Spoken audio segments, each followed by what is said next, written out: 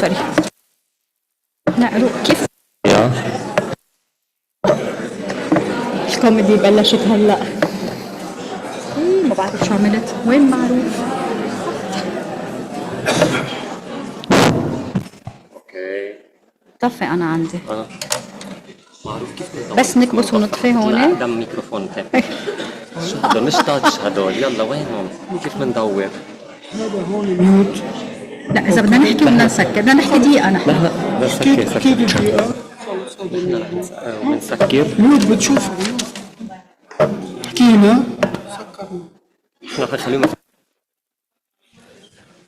حكينا. افتحوا اثنيناتهم يلا. هلا مفتوحين اوكي. نبلش. يا خفيتوا لهلا. طيب تليفونات. مساء الخير. بداية نرجو إبقاء جميع الهواتف الخلوية في وضعية الصامت لو سمحتم. Good evening. Please put your phones on silent or Amir is going to get very upset. هذا بناء على طلبه، المجلس لا علاقة له. أنا إلياس قطار، مدير النشر والتواصل في المجلس العربي للعلوم الاجتماعية. For those of you who still don't know me, I'm Rola Kiladjian, Head of Administration and Human Resources at the Arab Council.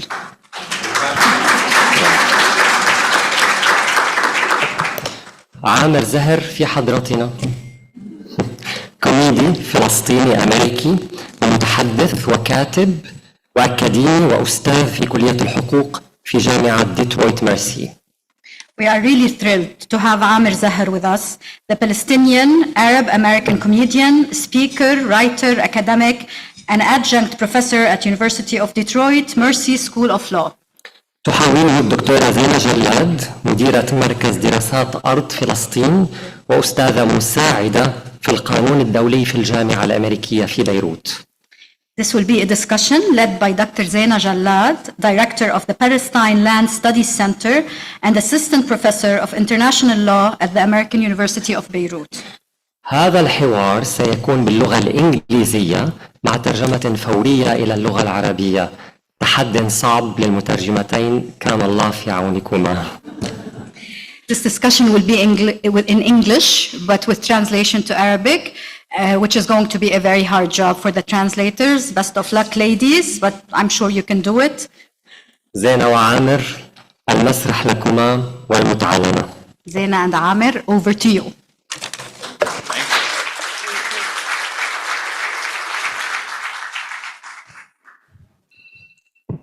That's the opposite of, yeah. Whatever. مساء الخير. Good evening, everyone. It's such a pleasure to be with you here tonight, and I thank ACSS and all the organizers for having us.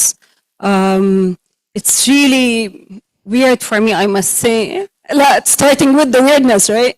It feels really weird to be in a position today where we are while witnessing a genocide happening and commemorating the 77th anniversary of the Nakba amid its ongoingness.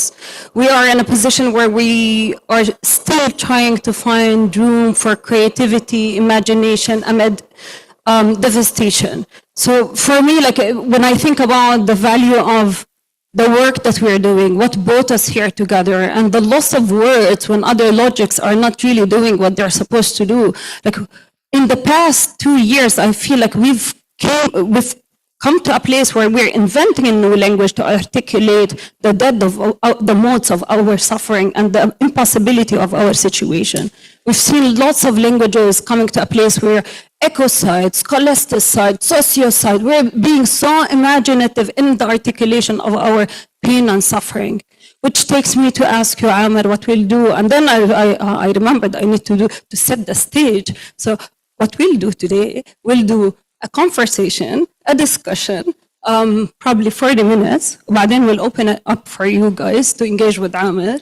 And we'll have a very interactive conversation.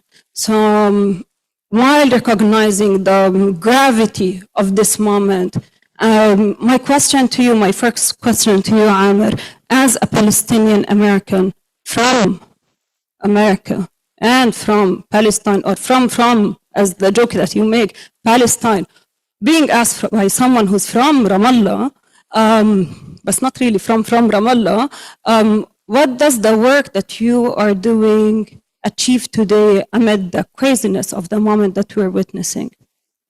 Well, thanks, Zaina. First of all, good evening, everybody. Thanks for having me here in Beirut with all of you. I want to thank Dr. Shami. Where is she? Yeah, I want to thank Dr. Shami for putting this together and for reaching out to me. I'm really honored to be with all of you here at this wonderful conference and this gathering of Arab talent. Nothing makes me happier than being in a room full of Arabs who are all working towards more justice and truth for our people. And I'm sure there's some non-Arabs here too, you know, welcome to our party. But so, you know, yeah, we're in a certain level of craziness now, of course, as far as the Palestinian experience goes, you know, in as much as it's been dealing with Zionism since 1896. And maybe we're in the most sort of one of the craziest moment now because of the magnitude of what Israel is doing and the presence of social media and everybody's a journalist and all these kinds of things. But we've been using art, obviously, to tell our story from the beginning, right? Since 1948, it's been in different forms, whether it's been poetry or music, and comedy is just another one of those avenues that we're using. And I figured out a long time ago that if you can make people laugh, they listen to you. And it's an effective way to tell a story. You know, I see Grace here. Professor Edward Said used to crack a joke or two every now and then when he was giving his talks. And along with that comes also the use of sarcasm, right? I mean, your oppressor doesn't know what to do with you. He knows your oppressor is used to you yelling at him, screaming at him. He doesn't really know what to do when you laugh at him. And this catches them off guard. So, but it's just another one of the things that we've used over time to tell our story. And now we are just seeing some of the more of the fruits of telling our story, you know, resulting in positive developments for us. I know it doesn't, and a lot of times it doesn't feel like it, right? Because we're witnessing every day what we see. But I've never been more optimistic than I am now when it comes to thinking about Palestine and what the future, because we've won, at least in America, we've won the people. You know, civil rights movements in America work like you win the people, then you win in the courts, which is that's happening now with some, then the politicians are always the last people to do the right thing. I'm sure that's true in every country. The opinions expressed by Amr today do not necessarily reflect his opinions on the Lebanese government or the Arab Center for Social. No, I'm just kidding. I never look at politicians to measure how successful our movements are. They're always the last people to do the right thing. Remember, the American government was supporting South Africa until the very end. And then all of a sudden they pretended like they were the ones who freed Nelson Mandela. So, you know, we'll see how the American government acts. And Trump, you know, he might liberate Palestine by accident, you know, and then and then I really think he will. And then, and who knows what, and now we're going to start naming streets in Ramallah after Donald Trump, you know, so we'll see. There is lots of work on the logic of occupation and the architecture of occupation by design. I like the idea of liberation by accident, which takes me to my second thought of like just hearing you, like the idea of success. It's very uplifting to hear the word success these days. So once you cracked this joke, where you said, oh, in the US, they have an issue with Homeland Security. I have an issue with Homeland. Yeah. You know? So, oh, we're catching up with them. Yeah, it was like, you don't have a Homeland Security issue, you have a Homeland issue. My question to you now do you think the homeland security issue in the US, with all of the craziness of that moment in the US on pro-Palestine work, you talked about success, but what is in the Palestinian accent, شو الوضع تاع ال pro-Palestine movement today? Well, so they are trying to silence us or scare us, you know, in the, you guys are very unlucky because it's like two lawyers talking to each other. So, you know, in the legal world, as you know, we have this idea of chilling, someone chilling someone's speech and, you know, scaring people into silence. This is what they're trying to do. Now, it is, and by the way, it didn't start with Donald Trump, just to be clear. I mean, you know, he presents it in a different way, but it was happening all along. And it didn't start on October 7th either. So the reason I say I'm very optimistic, so I'm not optimistic about what the US government or the security apparatuses will do. They are going to become much more aggressive and violent in the short term.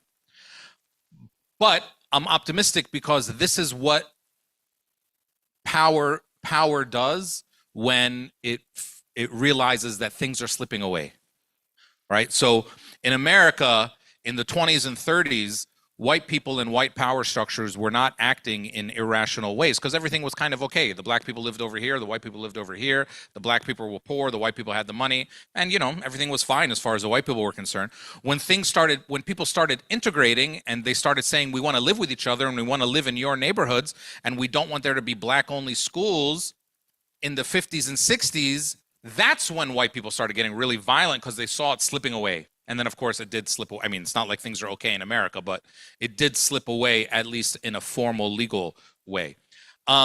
So to me, this is a sign that they are losing power, or feeling at least like they're losing the narrative and losing power. And then, look, there's only one reason you try to silence people is because you're lying. If you're not lying, you don't care what the other, you let them talk, right? Governments have always tried to silence people, but if you look at the history of it, they never try to silence people who are lying. They let liars talk. Women might know this about men. You let liars talk because they eventually confess their crime, you know? But they try to silence people who are telling the truth. And so in that sense, that's why the show tomorrow is called The Truth. And I was doing this show before October 7th. I'm supposed to not be doing this show anymore, but October 7th changed everything, obviously, in all of our lives. So I'm very optimistic in that way. In the short term, though, the actions of those in power, whether they're in Washington or Palestine or whatever, they're going to get more aggressive. But it's like a drug addict, right? A drug addict always, in the beginning, they're functioning and everything's okay. And then they need more money to keep up their drug habit. And then everyone knows they're on drugs. And then, you know, they start to see things slipping away. And they always do the craziest things right before they overdose. But they always overdose. They always overdose. And this is what's going to happen to America and Israel especially. And especially if America sort of, you know, this, I know it all sounds stupid, but this sort of really nationalistic, America first sort of mindless foreign policy that Trump, I don't even know it has a policy. The guy's never like read a book or anything, but this thing that he talks about, it might be good for us. And the fact that he's just a businessman, he's not a good businessman, but he cares about money. I always think Trump might be Arab. You know, I think there's a possibility that he might be Arab. He's like a 78-year-old guy who dyes his hair and talks about how much money he has all the time and gives his kids jobs they're not qualified for. You know, like I think nothing more Arab than this guy. So I think he might be one of us secretly. But obviously, so this trip, this thing in the Gulf that happened last week is really funny. But it just shows that money and business is what's going to drive him, right? So then that means as intellectuals and academics and activists, we have to make sure that Israel is bad for business. which is what we've been doing really the last couple of years anyway, by talking about this stuff all the time. And it's working, because when he goes there, and I'm not saying we should kiss up to Trump or anything, he's an idiot, but I'm just saying when he goes there and they do all this stuff and they kind of leave Israel out of it, they're saying this is not good for business. And they've, Qatar showed them that, or the World Cup, showed them that it's not good for business, or that you can do the most important sporting event in the world, and you can have Palestine be the 33rd country there, and everyone holding the Palestinian flag, and everything's okay. You don't lose the business. You don't, there's so many things have happened since Sheikh Jarrah, which has showed us that being Palestinian is okay. Talking about Palestine publicly, and I'm especially saying in America and everything, is okay. It's good for business. And, all of these things probably slowed down what could have been more countries joining this, the stupid Abraham Accords thing, which was also really funny. It just shows how much the Israelis are begging for the approval of Arabs. They've always wanted they hate us and love us all at the same time, and they've always begged for our approval, right? They got, with all my respect to, with all my respect, however much it might be to the governments of Bahrain and the UAE, they had a ceremony with them. If you remember in August 2020 when they did the Abraham Accords, it was like a huge ceremony on the White House lawn. Now, there's something like 400 million of us Arabs, something like this. And I think the UAE and Bahrain represent 1.5 million citizens or something. And they had a huge party for this. Why? Because to them, this sort of love from Arabs is so important to them. They really need us to accept them. And so we just have to keep doing what we're doing, which is not accepting them, exiling them politically, and it's working. And they'll yell and scream and be more violent, and this is what they do. But I'm just very optimistic about where things are going. And Trump, might end up accidentally being the hero, and Dare Trump or something. We'll name a village after him or something. I don't know, but it doesn't really matter. I don't know if I speak for you too, but I don't really care who liberates us. If it's Trump or whatever, doesn't really matter. We're just trying to get to the freedom thing, and I think we're closer there now than we've ever been before. I'm not sure if I'm on the same page with this, but it's very it's very optimistic to hear this very wishful. He's not my first choice, He's not my first choice. But he was a choice. My first choice is, in Beirut, but he's not my first choice. But hey, whatever. I'm not sure on the Jewish Israeli love for the Arabs. I feel like they love our. No. I didn't say they love us. I said they long for our acceptance. And then you said something. Well, okay, maybe I said they love us and hate us at the same time. But what I mean is they need us to accept them, right? The criminal always longs for the acceptance of the victim. Please forgive me, please. And so they need that to move on. Of course, that they're never willing to show any remorse, so that's another problem, right? Or to admit that they did anything wrong. Please put your phones on silent. That used to be like Nelson Mandela. Or Desmond Tutu talked about this. Desmond Tutu talked about forgiveness one time on stage, and somebody asked him, should people forgive? And remember, Desmond Tutu was an archbishop and a very religious guy. He says, yes, of course people should forgive, but you can't forgive someone until they sort of admit what they did to you. And the Israelis are never going to do that. But they still long for our acceptance. You can see when they steal our food and when they sing our songs in Hebrew and they want to be like us so badly. Yes, they long for our acceptance. If that's a form of weird love or something, I don't know. I'm not an expert, but they definitely long for our acceptance. See, the way that I see it, they long for our package. They would long for our hummus. They would long for our land. They would long for our village, for our dabke, for Yes. Ali al-Kufiyya even. Yes. But the only thing they don't They long started for doing is Abu Dahiya. Mazen. Yeah, no, they long for Dahiya, but they don't long for Abu Mazen. The rest they long for. Well, I'm not sure they don't long for him. They might. But They that's might. why maybe they keep might him want him too. sharp. But But if you want my hummus, sounds very sexual. This is not what. But if you if you want my hummus, don't translate that. If you want my, I feel bad for them. Anyway, I met them before, Grace and Sulema, right? Did I get your names right? Grace and Sulema. I said, you're going to have a hard time doing this. And I've seen a lot of conferences where there's translators, Arab translators in the booth. And I've seen at a lot of conferences where they're translating and they're using their hands when they translate. And I'm like, no one can see you, you know? But Arabs, this is how we are. We just can't help ourselves. You know, we use our hands when we talk, even on the phone. I've seen people use their hands when they talk on the phone. And no one sees them, you know, I'll see you tomorrow. I'm like, all right, she's pregnant. Okay, we're just, you know, you're on the phone. But if you want my hummus, you would also like me to say that it's okay. You also want me to say, like, you would want me to say, sure, of course you can have it. Yes, of course, we're the same. This is why we have to stop. This is another reason why we have to stop, you know, using terms that we use so much, like Middle East and Middle Eastern and anything with the word East in it. And now they're using Swana. This is so stupid. This is like a black Swana. This is like, yeah, this is Swana is Southwest Asian, North African. It is the woke people's answer to Middle East. They've accepted that Middle East is colonial, so they started using Swana.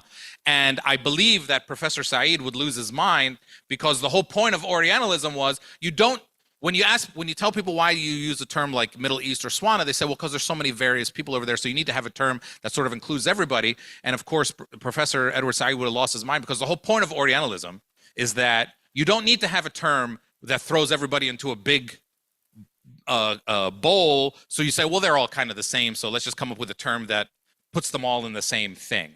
So Middle East, Swana, all this kind. Anyway, but the main problem is all of these terms include Israel too, right? So, but the minute you say Arab, which is what we are, or at least what the predominant identity is in our region, then they don't like that. So if this was called the Middle East Council for Social Studies or then Center, then the Israelis might say, hey, why aren't we invited? As long as you call it the Arab thing, they're never going to want to be a part of it. So again, even though they long for us and long for our belonging, I can't psychoanalyze the Israelis, but I'm just saying, this is who they are. They have lots of problems.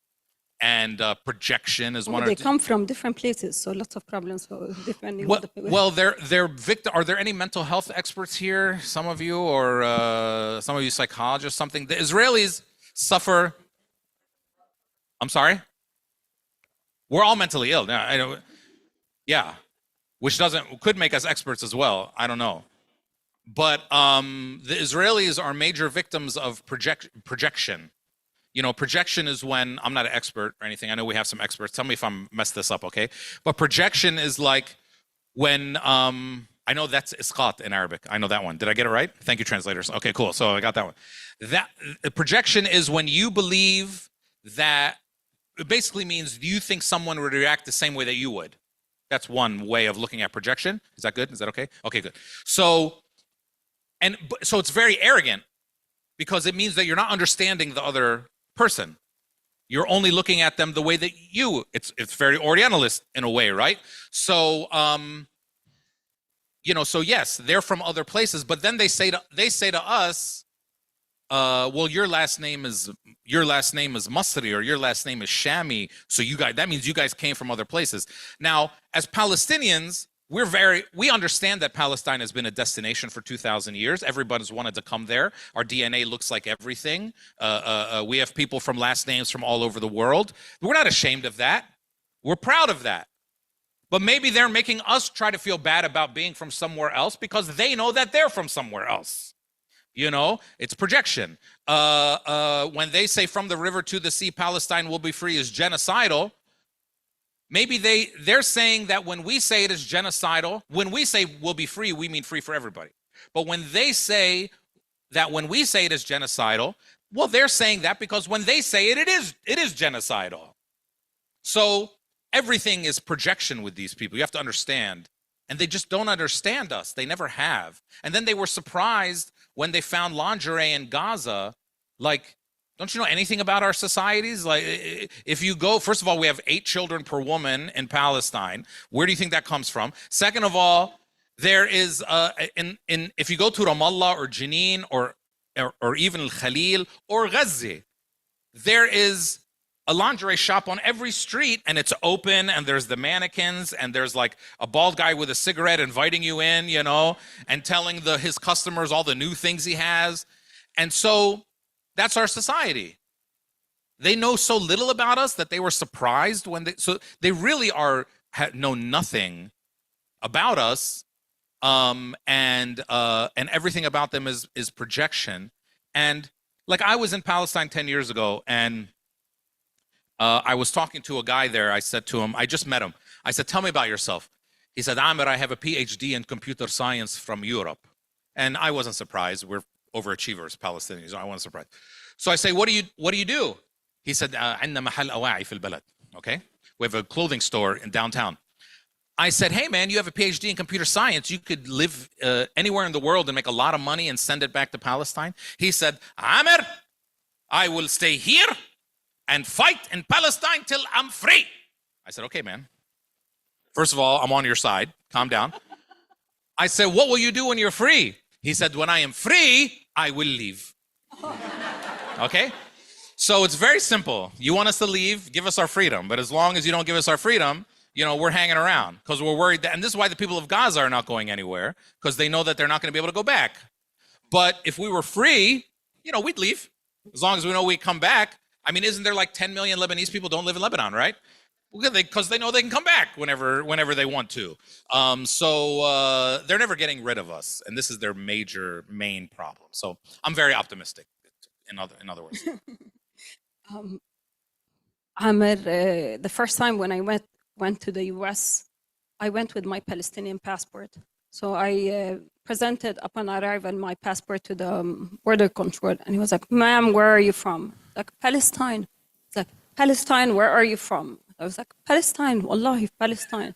I think 13. So the first thing was like, isn't it funny when people think we're lying about that? No, you know, wallahi, like I needed to. Who would ever wallahi. lie about being one of us, you know? And then he went in. It's not a good lie. Yeah, right? So he went inside, and then he went back. He was like, ma'am, are you sure you're not from the Pakistani Authority? Oh. Because my passport said the Palestinian Authority, right? So are you sure you're not from the Pakistani Authority? So now the question is to you. And then I went to law school, right? So I did my law school, and then I was from the Pakistani Authority doing law school in the US. My PhD supervisor has been fired, Catherine Frankie. And the question to you, what does it mean to be today from Palestine, joining the project of doing law while you continue to teach, you continue to write, you continue to think, and then you continue to do your comedy shows while being such an engaged, going back to Edward Said's language, an engaged scholar in the work that you're doing. So what does it mean today to be someone who, your mom still thinks that you're in law school or khalas? She tells people I'm a lawyer. Oh. Yeah. So what does it... And she thinks I'm gay, but that's a different... 47 and single, but that's a different problem. So the first problem, what does it mean to be a lawyer and doing comedy today? Does it feed your work? Do you write like law in comedy or comedy in the law? Well, first of all, let me say, thanks for calling me a scholar. I'm not really, I teach at a law school, but you are all 10 times more accomplished scholars than I. Yeah, I mean, I do, you know, I guess you can, I mean, thank you, but I mean, everyone here is much more accomplished than I am.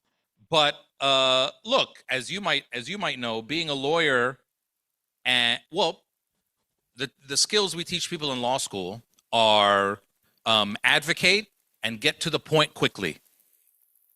That's some of the skills we teach people in law school.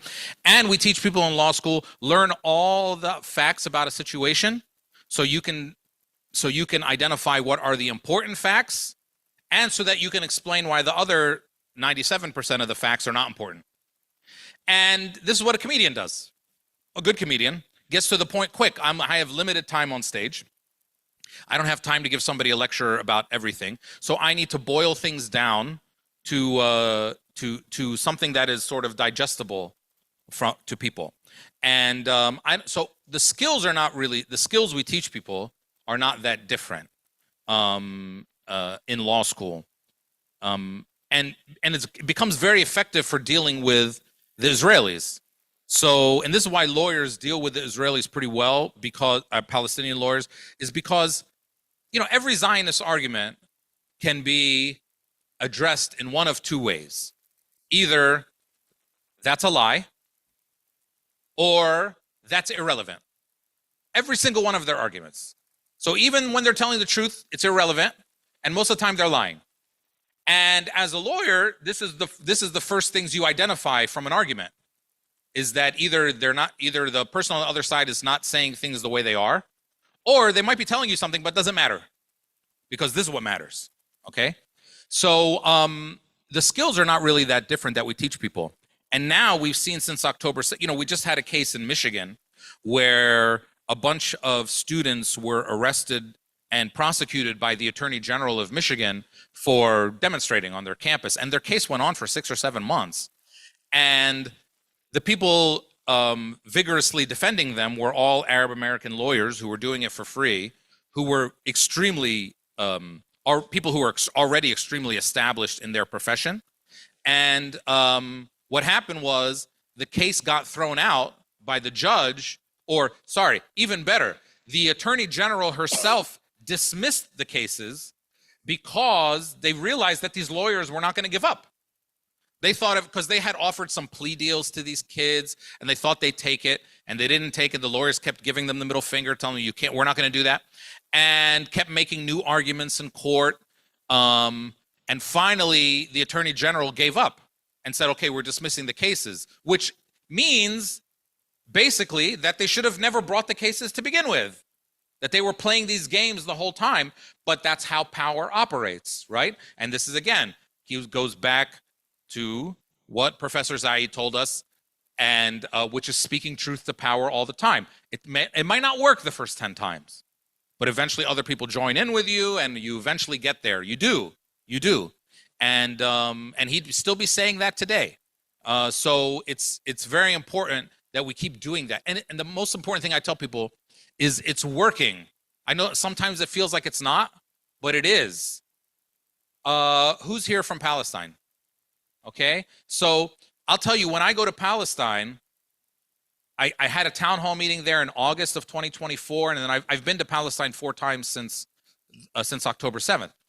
And people always are asking me there, you know, tell us what's going on in America. Talk to us more about what's going on in America. And they say thank you, and they say tell the students thank you, and all this kind of stuff. Which means that while we, all of us who don't live in Palestine, while we see the people in Palestine and their strength, and we get our strength from them so that we can keep talking, in some ways, they're getting some optimism and strength from us because we keep going, right? So we all got to keep going because it's working, and the people back home want us to keep going, but it's working. That's the most important thing. And then we defeated a president in America. I mean, that's like very important. Palestine was the reason that Kamala Harris didn't win. And we should keep saying that over and over and over again. And the Democrats are still trying to convince themselves that that's not the case, but that is why they lost. And, you know, we ended up with this orange guy, but that's okay. You know, we can deal with him. I was talking to reporters. Reporters were talking to me and other people in Dearborn. They said, aren't you embarrassed that your actions, because a lot of Arabs were, is there people yelling on the other side of this wall? If someone can find out if there's, oh, that's them? Oh. Am I yelling? Is that why they're yelling? Is that why they're yelling? That's you guys? I'm sorry. I thought it was over there. That's it. She said, and he is saying that he is. Sorry, it's you guys. Okay, cool. That's awesome. I didn't know that. Then yell as loud as you want. It's okay. I thought it was somebody on the other side. That's amazing. So, so the translators are not like, you know, and he is saying that's not what they're doing. So are you getting the same emotion for the who's listening? Oh, sorry. Well, now you're not going to understand what I'm saying. Okay, sorry. Are you? So in any case, so we showed our power last year by defeating, and the reporters the American media is obsessed with Arabs now. They were obsessed with us after October 7th. They all descended on Dearborn. For those of you who don't know, Dearborn, Michigan is like the Arab American capital. We have all the Arabs there. We have Arab mayor. We have Arab political power. And Michigan, in the very stupid way that we elect our president in America, Michigan became like an important state and a swing state and all this kind of stuff. So we were getting interviewed all the time. And even after October 7th, they were immediately there on October 8th. What are these Arabs going to do in the election a year from now? Okay. And we kept saying we're not voting for Biden. There was abandoned Biden. Then there was like an Arab Americans for Trump thing, which was kind of silly. And then all kinds of stuff. And then Jill Stein came in and, you know, and all this. And so eventually Trump won Michigan and won the election. Okay. And then they came to us and they said, aren't you worried? Aren't you embarrassed? And I thought about like this and I said, you know, what do we have to, you guys should be embarrassed. Not us. You are the one, you Democrats, liberal media, you're the ones who caused this thing, not us. We had to do this.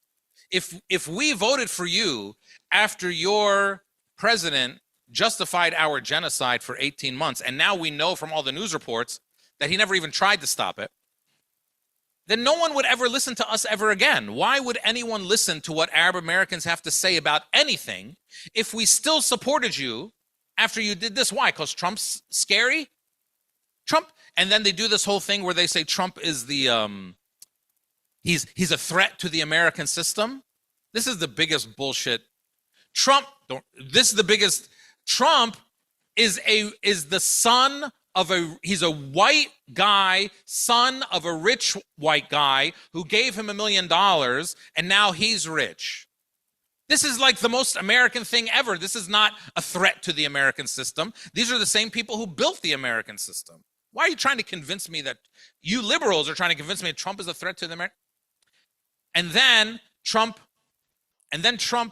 on February 6th or something, he'd only been president for like 2 weeks, and I was in Wisconsin giving a talk. And that right before I got on the stage to give that talk and a show, Trump was on the news talking about, it was the first time he said, get all the people out of Gaza, February 6th or 5th or 6th. Something.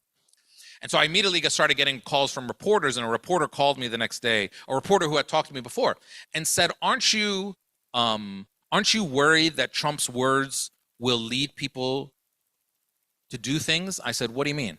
They said, aren't you worried that Trump's words about getting all the people out of Gaza might lead some people to violence? This is February 2025.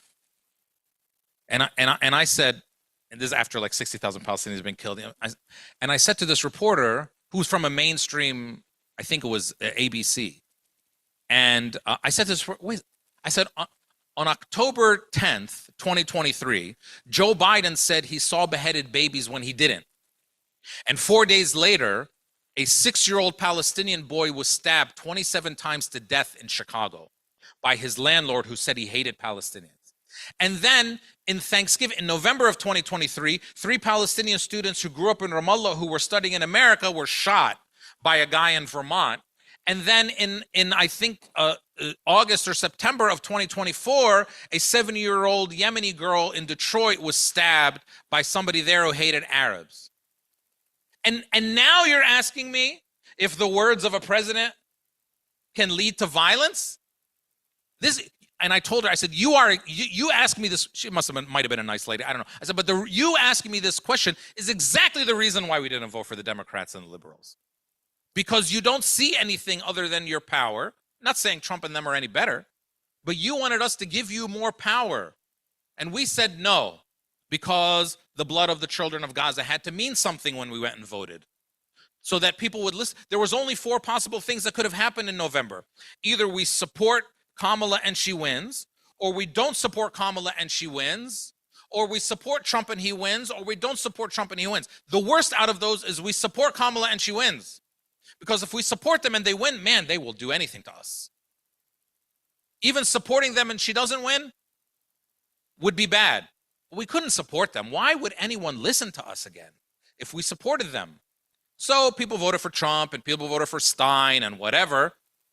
And it's funny because Kamala Harris, if you look at the numbers, Kamala Harris in the Arab neighborhoods of Dearborn, Kamala Harris is the only candidate only Democratic candidate who lost. All the other have you guys heard of Rashida? She's our congressperson. She won. We voted for her. I mean, look at what the Democrats did. If you remember, Rashida got famous. Well, she got famous through Donald Trump in two ways. Before she ran for Congress, she got kicked out of a Donald Trump rally in Detroit a year before she ran for Congress. She got literally picked up and kicked out. And then when she won, she said, we're going to impeach the motherfucker. Remember when she said that? I'm just quoting. Don't quote. So she said, okay.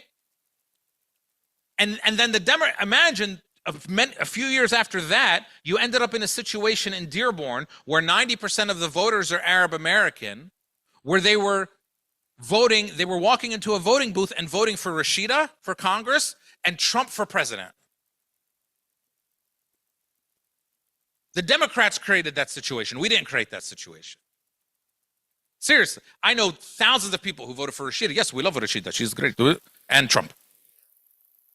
Okay? So that was a situation created by a genocide.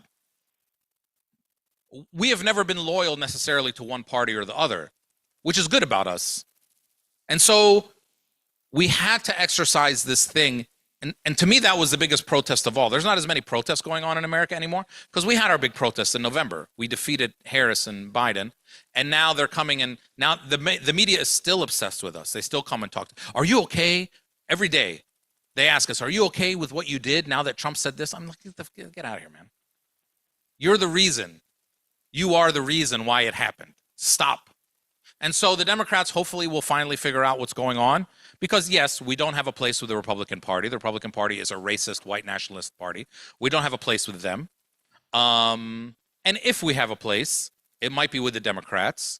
And once they understand that they lost because of us, then we can have a conversation with them. But as long as they still think it's because of like same-sex bathrooms or whatever they think are the reasons that they lost, they're not going to be able to have a real conversation. They didn't lose because of that. They lost because millions of progressives did not vote for them. That's why. They didn't lose because some people voted for Trump because of same-sex, but they still think that's why. And the conversation they're having, which is why we might be in more trouble politically, the conversation that the Democrats are having is that's why we lost, which means they're saying we weren't centrist enough. So in other words, they're thinking of becoming more centrist in order to appeal to more Americans, which of course that's not why they lost. That's going to be a recipe for more Republican wins. But whatever, if we have to prove it to them again, we'll do it again. But no one should be blaming us or trying to make us feel bad for this. We're very proud of what we did. And I'm very proud of what we did. And I think all of the people before us who taught us to speak this kind of truth would have been proud of what we did. Because another thing, I keep bringing up Professor Saeed, another thing is, he said sometimes you will, in representations of the intellectual, he said sometimes you will be alone. Okay? And there's nothing wrong with being an enemy of the state, in America at least. Nothing wrong with being an enemy of the state, right? And well, if you look back at history, a lot of people are Malcolm X was the enemy of the state, Martin Luther King was the enemy of the state, Rosa Parks was the enemy of the state, Nelson Mandela was the enemy of the state, Cesar Chavez was the enemy of the state. In as much as you believe all the stories from the religious books, Moses was the enemy of the state, Jesus was the enemy of the state, and Muhammad was the enemy of the state. There's nothing wrong with being an enemy of the state. Maybe it means you're doing something right. I don't know. But sometimes you will be alone. That's what he told us. And there's nothing wrong with that either. So we're very proud of what we did. And if we have to do it again, we'll do it again. On that note, I don't want us to be alone. Let's open it up to the audience. Let's have a round of questions. Let's do 3, and then we do another round. Whatever you like. You are the boss. خليني حاسة شوية. يلا. Let's do 3. By the way, for those of you who don't know, I would like to say something while I'm up here. Zeynah did something it's a very nerdy law school thing. We have, in America, you get your BA, then you get your JD, which is a Juris Doctorate, but no one calls us doctors. And then we have this thing that very few law schools and only some really elite law schools give, which is this thing called the SJD, which is like you do a doctorate after you get your JD in the law school. Professors don't do it. Every professor in an American law school is only a JD. Not only, I mean, I'm a JD, but every professor in a law school only no one has SJDs, but that's what she did. She went and got a SJD. Most law students don't even know what it is. And she did something that like almost no Americans do, let alone Palestinians. So anyway, we're very proud of you. Yeah. I didn't want to lose the opportunity to say that. شكراً. نروح للأودينس أنا بقول. ألا. I was really offended by something you said. Can you hold the microphone closer? I said I was really offended by something you said. I'm used to that. That's But not because I'm Israeli. Because I'm Bahraini, and what I can assure you, 700,000 Bahrainis don't accept Trump. I mean, don't accept Israel. No, I don't think I've been to Bahrain after the Abraham Accords, and my shows were big there, even though it doesn't matter. Well, at first the government didn't give me a permit, then they did, and then whatever. But no. I don't mean that the governments represent the people as in like they actually speak for the people authentically. That's not true in any place. I just meant that numbers-wise, these were very small numbers as far as the whole Arab nation goes, and Israel was having a party about that to show how much they long for our acceptance. I didn't mean to say, because it's definitely not true, obviously, that all the. By the way, the same is true for the UAE. You know, when I've been to the UAE many times after the Abraham Accords to perform, and I wear Palestinian stuff, you know, when I'm on stage and when I'm walking around, and Emiratis give me thumbs up and they come to my shows, and so it's clear to me that people don't speak for the government. So I'm sorry if you thought that I meant that the Bahraini government standing there in August 2020 in the Rose Garden actually spoke for. No, I don't believe that at all. I agree with you. Yes, they didn't speak for the people. Yeah. We have a question here. Yes, please. Hi. So my name is Fadia. I am Lebanese, Palestinian, and American. I lived in the US for 30 years. So I mean, I love your optimism, but I'm not optimistic. I'm optimistic about the US, where my children live, because I know what they're going through and how they're really braving. They're losing their degrees. And I see the change in the young population. They didn't even. Everybody knows the Palestinian flag now. Everybody knows about the Nakba. I mean, they're talking to their friends who are from all kinds of backgrounds. I'm optimistic about the US, but how can we be optimistic about Palestine when there are no Palestinians left? I mean, they're raising the Gaza, they're starving people. I'm sure, you know, I'm happy about Trump thumping his nose at Netanyahu, but I don't give a fuck about either one of them. You know, he didn't do anything for Palestinians, Trump. And the West Bank is being raised, and please give me hope. Tell me, where's your optimism coming from? I mean, I don't want to be remembered in the books of history as the most noble of causes, and it's when it's gone. And also, they don't love us. They need our approval. All the early Zionists, you know, Herzl, Meir, they all said, if I were Palestinian, I would fight. Mm-hmm. You know, I would not allow them. They know that they're stealing the land. They know they are in the wrong. That's why that's why they also took Arab countries one after the other. They broke us apart. There is no us. You say us. We're alone. Who's standing with us? Which Arab country is with us? So again, give me hope. Well, look. I'm also curious. This is just a small question, if you have time. Sure. How do you keep traveling back and forth? Are they detaining you for 10 hours? I mean, my sisters who are there, they don't dare leave the country anymore. They're U.S. citizens. Who are in Palestine or America? They're in the U.S. Oh, in America. They're activists. They don't dare come back and forth. Oh, okay. Well, I'll answer the second one first, which is, I mean, they have given me trouble, like kept me for an hour or so, the Americans, when I go back in. But I mean, what are they going to do? I mean, if they want to detain me for, I don't know, speech or something, I don't know. If I got arrested, it'd be good for my career, I guess. I don't know. I'm not too worried about it, from the Americans' point of view. But hey, if that's what they do, again, that would be a sign of their weakness as far as I'm concerned, if they need to do that. But I totally understand the frustration and sadness and anger that you express. This is how we all feel. And the devastation that we're dealing with every day. I mean, isn't the first line of this conference is devastation, right? This devastation that we're dealing with every day is something that no one should have to deal with. My optimism comes from first history, understanding the way civil rights movements work in America, and kind of having the 30,000-foot view, which sometimes I force myself to look at it in a macro way, because if I look at it in a micro way, I might lose it. I've stopped watching the videos that come through my feed. I have. And part of me is ashamed to say that. And part of me is saying it because I'm not the target that needs to see those videos. I hope other people see them. In the beginning, I was sharing those videos all the time. Not because I was shocked, but because I was hoping that people who watch them would be shocked.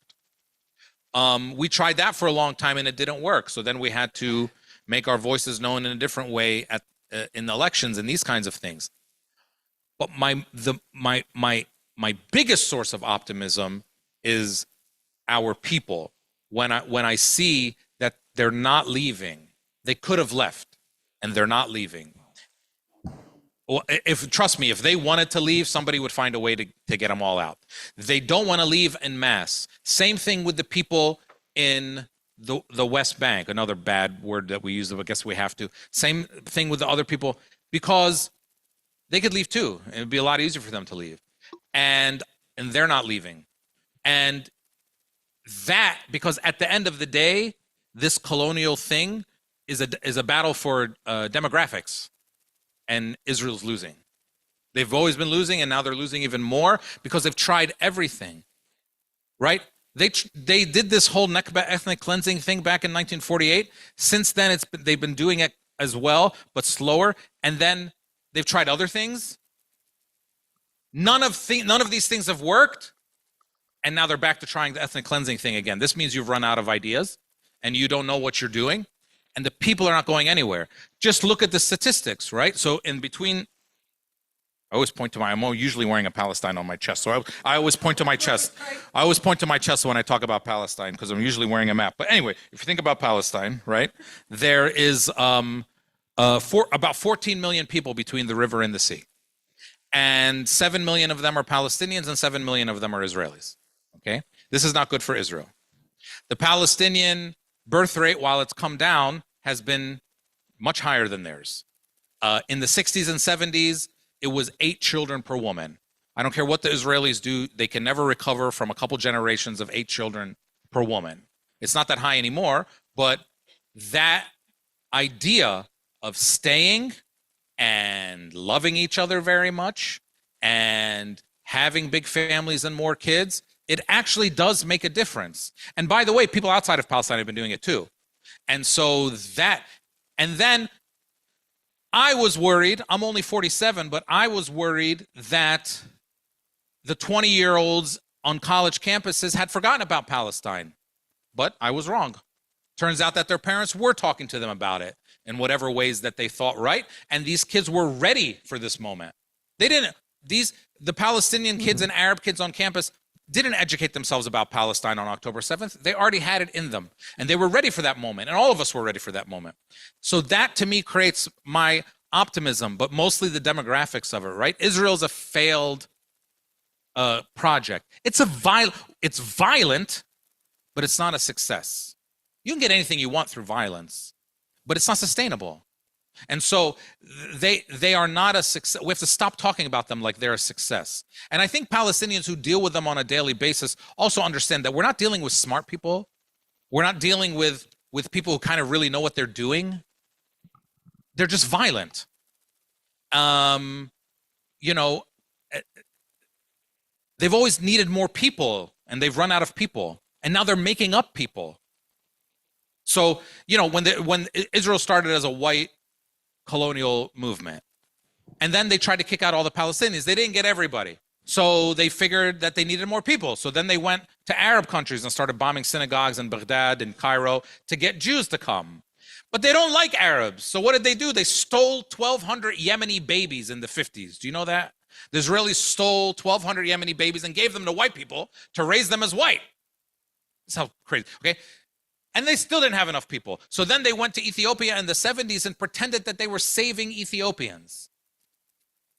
But there was a big debate in Israel as to whether or not Ethiopians were Jews. And who were the judges of this? European Jews, obviously. So then they finally decided that they are Jews and they let them in. But Zionism doesn't like black people, just like they don't like Arabs. So what did they do? They sterilized Ethiopian women. And whenever Ethiopians would donate blood, they would throw out the blood before testing it. Okay, then they still didn't have enough people. So when Russia fell, if you remember, there were people waiting in line for bread in the former Soviet Union. They went to Russia and they told people, hey, if you have like a Jewish grandparent, just tell us that you do, and we'll let you come. And these were socialist communists who were marrying each other for, nobody was Jewish or anything like that. And they came.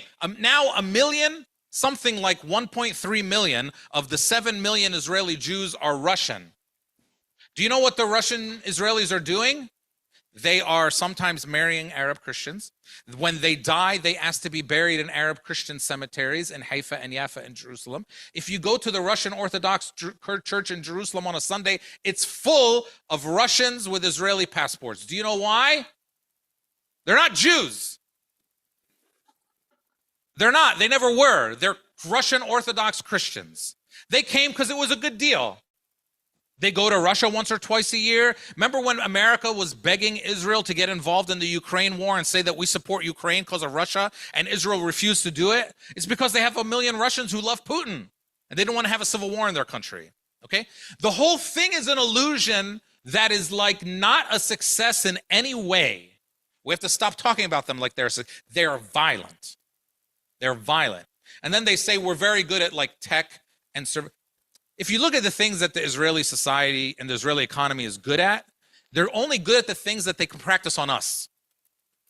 They're not good at anything else. They don't export a lot of art.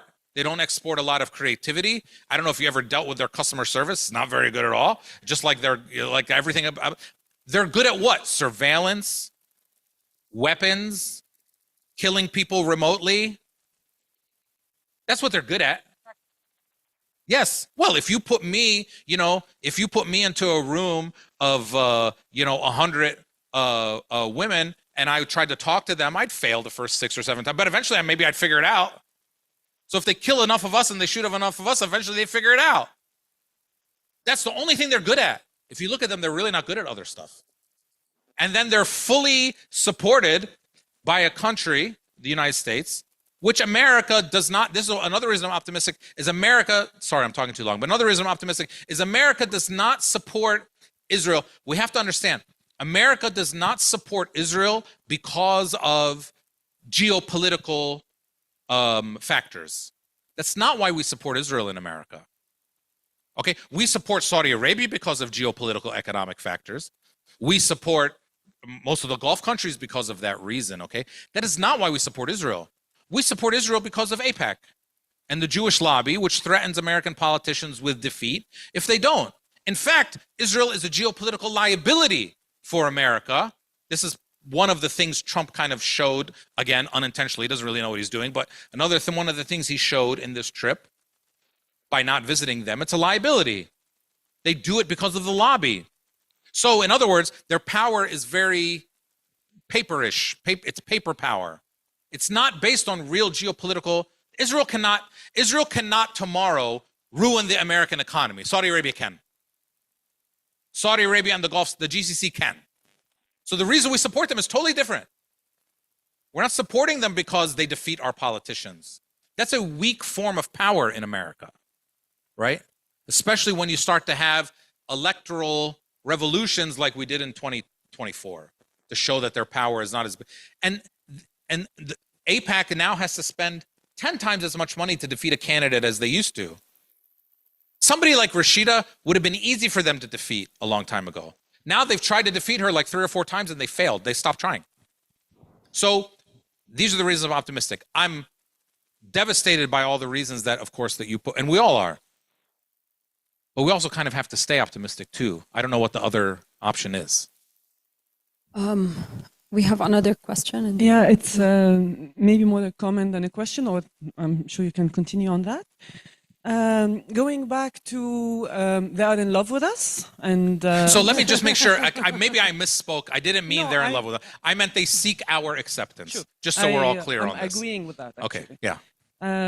So during the last war here in Beirut, I was in Beirut, and I was reflecting the whole time because you have the MK the whole time. Can you hold the mic Camel. closer? Yeah. Yeah. Thanks. So you have Camel, the MK on top of you the whole time, and you can think. And I kept thinking that there is like so many people employed in Israel that watch us the whole time. I'm like, you guys know everything about us. You know our little streets. When the maps come, I'm like, how do you know this map and who lives where and the names? And I kept thinking, you know us, you know our food, you want to be us. It's like this love-hate relationship where they just want to be you, actually. And I thought that actually I know nothing about you and that you didn't colonize my mind. Like the Camel was doing such a noise that I was like, okay, it's in my head, in my head. Then I thought like, you're not entering my imaginary at no point because I don't even imagine how Tel Aviv looks like. I couldn't care less how you look, how you sound, but you know everything about me. And that kind of gave me a form of resilience of, if I cannot imagine you in my future, thus you would not exist. And then I was thinking, but Palestinians see them every day. Like we have this privilege of blocking them.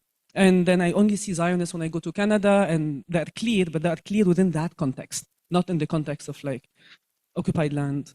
And you saying now how divided that society is kind of made me realize that actually I would like to know them, but how more fragile it is. So it's just a comment to say that I completely felt that. I felt that all of their jobs were to be surveillance on us, and not love, but it's just like you want whatever I have, basically. Yeah. I made a thank you. And that I win because you will never get what I have. Right. You will not be me, Right. basically. So Yeah. I occupy your mind, you don't occupy my mind. So even if you're like blowing me, I'm winning in this, you know? You know, I made a video back in July 2020. Yeah, right after COVID. Called and it got like millions of views, called Akhaduha Mafrushi, which is something my mom says all the time, okay? And in this video I talked about how, they rave about hummus. By the way, by the way, they make good hummus. But we never said that they were bad at copying. They're good at copying. They're just copying. It's plagiarism.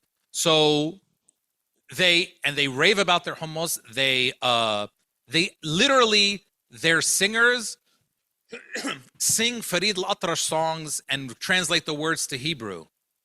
Okay? Yes, and they play Omar Diab in their nightclubs and all this kind of stuff. And then, of course, the Israeli president, though, gets on the news after October 7th and says, we are protecting Western values in Israel.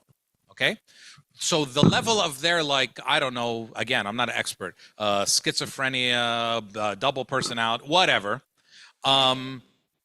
This all makes me like very optimistic. These people they do not know what they're doing. They know how to be violent.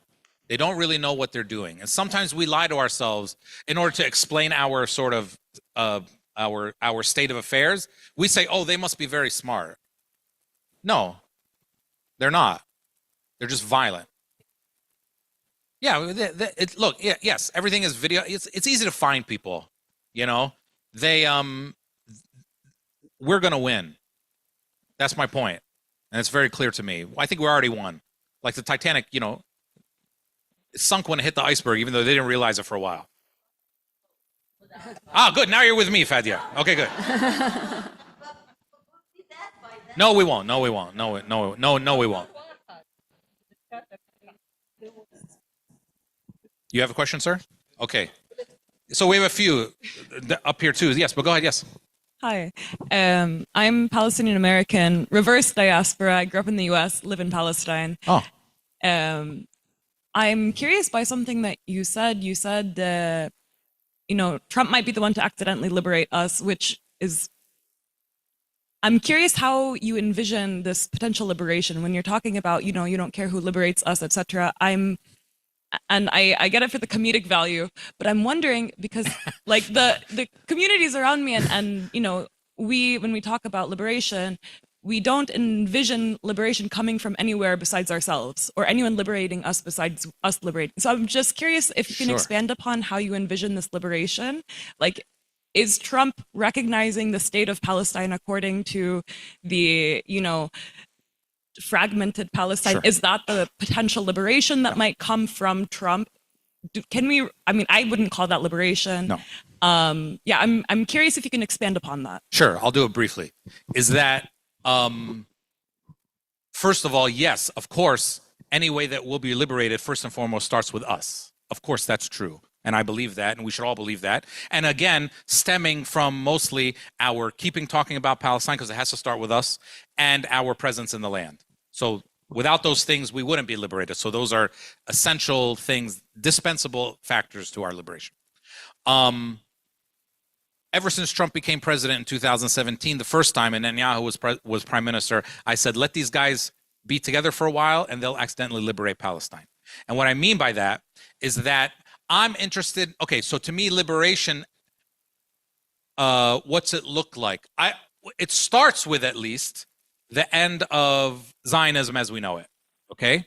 Now, what it looks like after that, whether they all leave, whether some of them stay, I don't know. I figure half of them will leave. The ones with other paths, I don't really know, but I don't really care. Okay. What I care is we get to a point where the structure as we know it goes away. The idea of ethnic supremacy and all that kind of stuff legally, formally in the system. And I'm interested in the end of that system. And if I'm someone who's interested in the end of that system, I would much rather the face of it be Trump and Netanyahu, because I think the end comes much quicker if they're the face of it. So what does liberation look like? I don't know. 1 state, 2 states, that doesn't really matter right now. The political prescriptions are not that important right now. I think the demonization of the idea of Zionism is what's important right now. And so if that ends up falling, and then it looks like 2 states, 1 state, I don't know. But Trump, even in all his idiocy, saying something like, I recognize the Palestinian state, even when he puts a million conditions on it that might never happen, it would be a historic shift in the way that we've talked about things, and then you start throwing it in the Israelis' face. So it changes the narrative, which eventually gets us to the point of, again, sidelining them so much. It's like the South Africa trajectory. And I think we're probably eventually going to end up with 1 state in a sort of South Africa type idea. And the South Africa thing was not perfect either, right? White people still disproportionately held the wealth after the end of apartheid, and they still do. And now, 30 years after the end of apartheid, there's all kinds of social, I'm totally expecting that. But when people say, I don't know, what do you think liberation? Does it mean every single Israeli leaves Palestine? I mean, that'd be great. I don't think that's what's going to happen. I also don't think that we have to want that to happen in order to be liberated. So to me, the first step, though, at least, is the end of the idea. And that what I think is coming. I'm not smart enough to know what it looks like on the ground after that. I don't think any of us are. But the end of the idea is what we're fighting towards. And I think we're much closer to that. And I think it comes much more quickly if Trump and Netanyahu are the cheerleaders than if Kamala Harris and Yair Lapid were the cheerleaders, for instance. Because they know how to... Can you imagine? If Kamala Harris won the presidency, we Arab Americans and Palestinian Americans, we would not be able to say anything. Really. Wouldn't be able to say anything in America. So many other groups would be shutting us up. It's not happening now. So if I have to pick a silver lining from this, with all of Trump's other terrible policies of immigration and dehumanization of people, which we all know exist. But, you can call me selfish. I care about Palestine first and foremost in American society and where that's going. And that's why I say he'll accidentally liberate. I'm innocent. Okay, yes, I'm being, using big words. But yes, accidentally liberate, really. by destroying Zionism, he's much more likely to do it. Him and Netanyahu are much more likely to do it than Kamala Harris and Yair Lapid. That's for sure. Let's take this question here and then we go back. We're not in a rush, Zainab, right? This is like an Arab get together. You know, everybody's just kind of hangs out. Okay. Yeah. إذا يعني زي ما بدكم. بتتعزموا صح؟ It's just an Arab party هون قاعدين. تفضلوا. All right, so two things. First thing is you complain that your mom calls you a lawyer when you're actually a lawyer. I'm a school teacher. My two older brothers are engineers, and my mom says all my kids are engineers. الشغلة الثانية is I feel like I'm, by virtue of being born Palestinian, I'm anti-Semitic in America. You know, like just for being a Palestinian. Seen as anti-Semitic. Seen as anti-Semitic. I'm not anti-Semitic in reality. For the record, يعني. Yeah. But for the people who are watching. Right. Yeah. For my phone. But you criticize people who in America who name their kids American names, and I just had a baby boy. I named him Jude. But tell me why that's wrong. Well, Jude is not an American name. Jude is Arabic. No, Jude has an Arabic name. Judas, Saint Jude. Yeah, but Jude has, well, but Jude is an Arabic name. Well, Jude. Right. Well, I meant for it to work both ways. Oh, you meant for it to work? Well, hey, I guess you got lucky. But I mean, Jude is, as far as I'm concerned, no, I criticize Arabs for giving their kids like really like Samantha or Tiffany or stuff like this. And I tell them, look, you think it's going to help your daughter? Her name is Samantha Tawfiq Abdurrahim. It's not going to help, you know.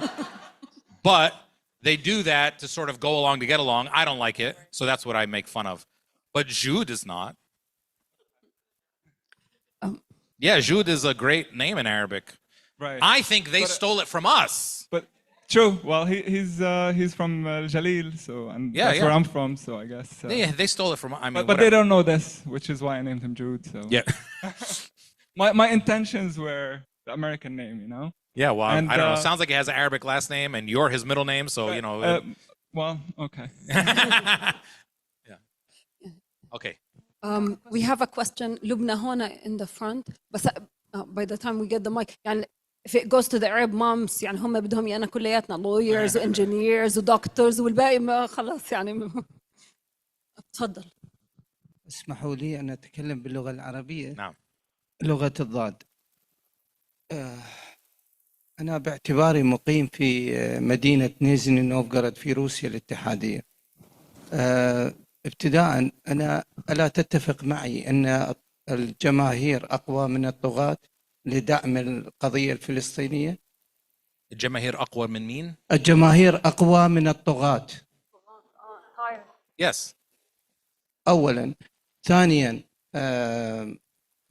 أجد أن المناصرين إلى القضية الفلسطينية هناك جالية فلسطينية قليلة في هذه الدول وبالضبط في أوراسيا دول أوراسيا.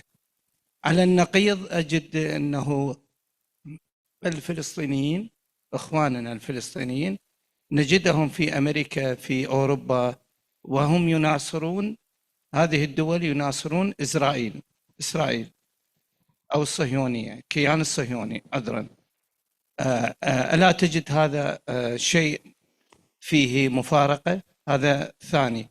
الثالث إصرار بغداد على إقامة قمة بغداد تحديا لترامب في زيارته إلى الرياض. ماذا في وجهة نظرك الفلسطينيين ما هو رأيهم في أمريكا في هذا التوجه لنصرة غزة ولبنان والقضايا الحقة في المنطقة العربية؟